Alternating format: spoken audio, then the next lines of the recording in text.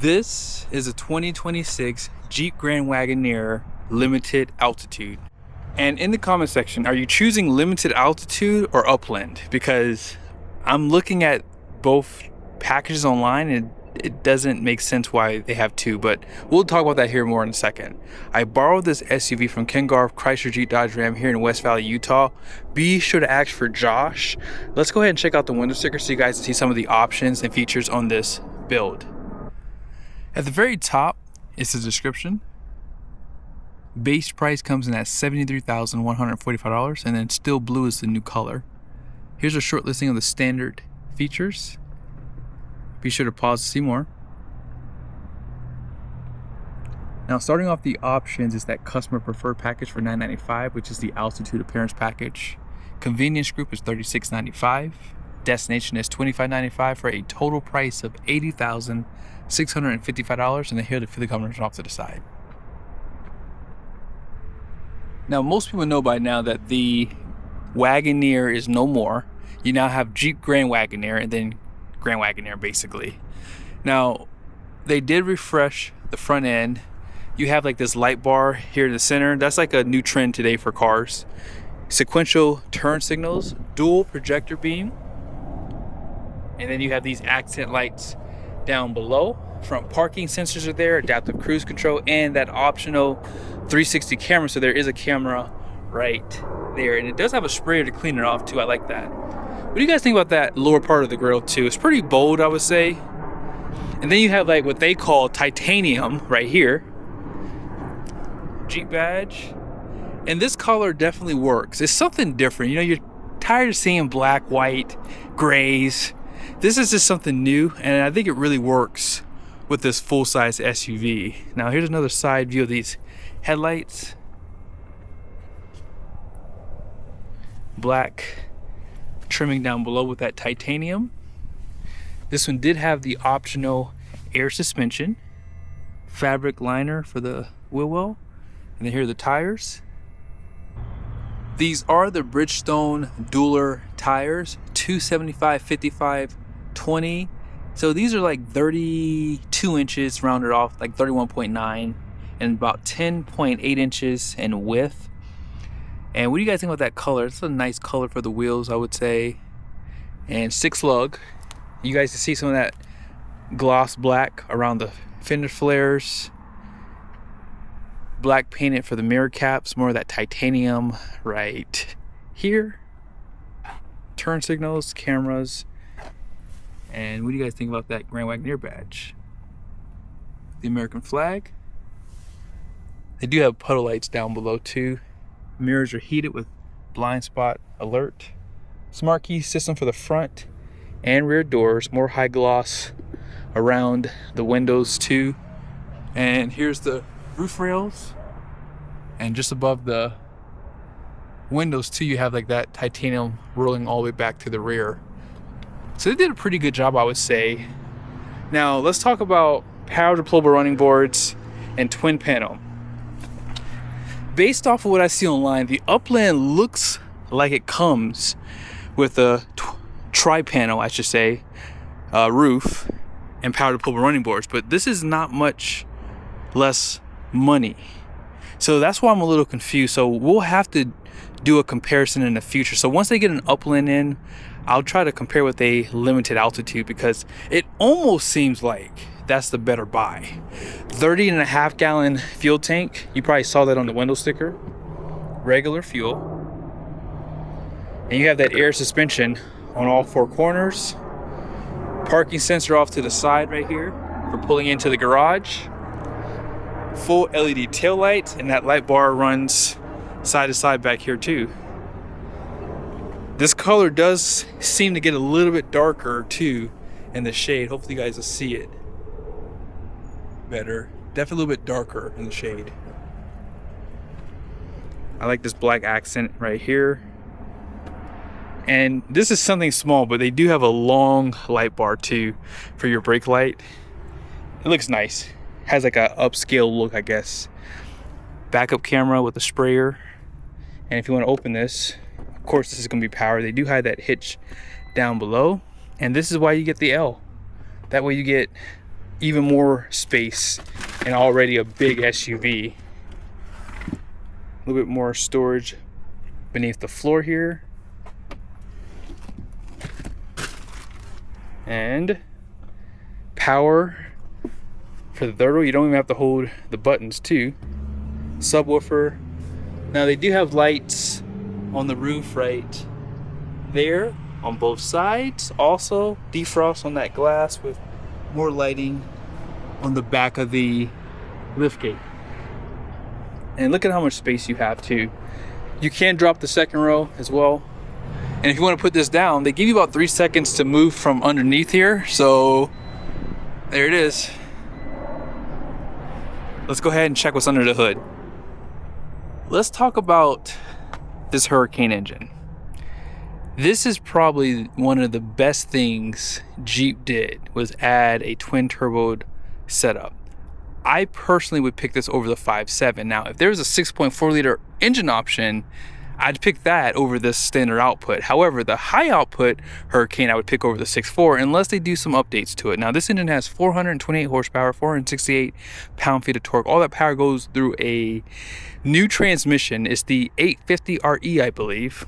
And I was shocked to see that they got rid of the ZF for these. So very interesting. Now, once the Mac Daddy Grand Wagoneers get here, I'll have to point this out, but it looks like you can't get the high output, and I'll confirm that in another video, but I was shocked to see that. But regardless, tons of power. I'll start driving these in the future, but I want to try to learn some of the trimming first, and then we'll take it for some drives. But overall, powertrain is pretty solid. I like it.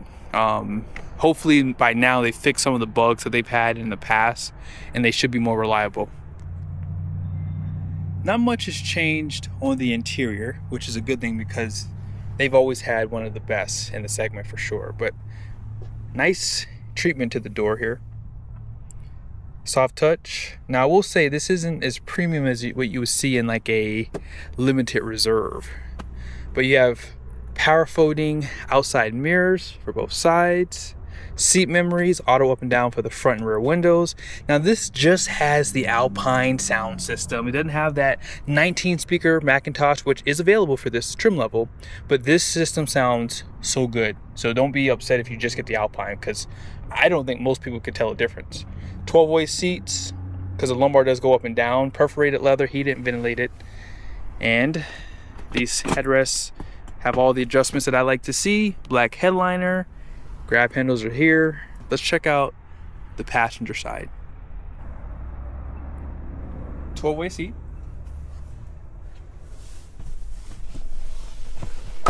And here's your glove box. They give you that velvet material here. Here is also your vanity mirrors. You can lift the liftgate back there from here. Also, they took away the little mirror thing right that was here. I like that actually. Auto dimming mirror.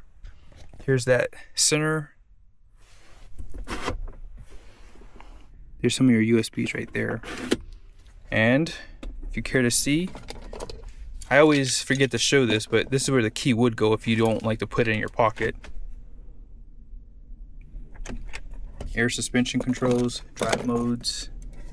Let's check out the rear.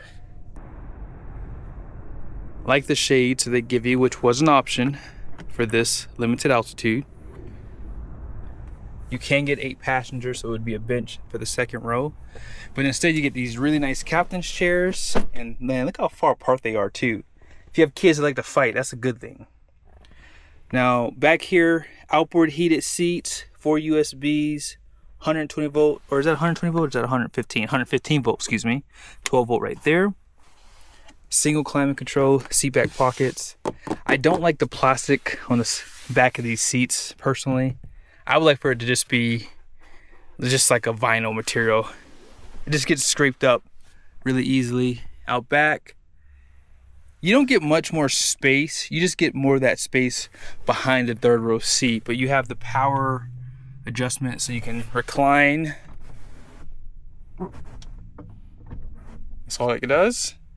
And you have USBs on both sides. Now notice how they don't put air vents on the roof. I forgot to point that out in the last one. You have a lot more headroom in here, especially while not having the sunroof. So I do like that aspect about this SUV. Let's go ahead and jump back over to the driver's seat. Push button start. 12-inch screen. 12-inch screen. And let's go ahead and check out the home screen. So you can actually customize this. You can add more widgets. Maybe you want to see your seating controls here on this side. Who knows, maybe you want to check out where your suspension is if you like to go off-road. So it's in normal ride height. You can raise or lower it by using this lever right there. Okay, this is fully customizable. You can move things around. Navigation is full screen here, and if you want full screen navigation on this side, that's available, because some people like to put navigation on this side, have their Apple CarPlay showing their music on this side, or whatever you like to use for Apple CarPlay. And that's nice. Dual climate control. Now if you go to the comfort tab, you can control the rear. Like right now I hear the air on back there, so let's go ahead and lock that and sync to the driver. That way I can control what's going on back there, and that's just nice to have. Vehicle right here, you guys see it has a marble back screen too. I like that. You can turn your auto dimming mirror. You can drop down the second row headrest. You can drop down the third row headrest if you like to. That way if no one's sitting back there, you can see out the back glass a lot easier. Love these camera views too. If you're driving, let's see. So the last one I did, if you put on the turn signal, it actually turned on these camera views here for you, so you can watch the curb. I like that. If you go to dashboard, off-road pages, I like in here they show you the altitude. So if you're traveling and you want to see the altitude, you can see it in this screen here. You also have some gauges to see the temperatures, pitch and roll. So if you really do plan on going off-road, that is nice to have. You can select the terrain, and as you guys saw, you can actually select the suspension too. Down below, wireless charger, 4 USBs, type A's and type C's, 12-volt plug in there. This is how you turn off the auto stop start. Lane keep assist is right there. Traction control, caution lights. This is your park assist, which was an option. Parking sensors, and then tow haul mode if you plan on towing a trailer. If you open this up, deep storage, they do illuminate this area. Okay, and last thing we'll do is just see some of the information you have in this screen. So I like this button right here. If you push it, brings up this menu. You can customize what you see here too. So you might want to see some of your temperature. That's going to be for your coolant, tire pressure, oil life, battery life.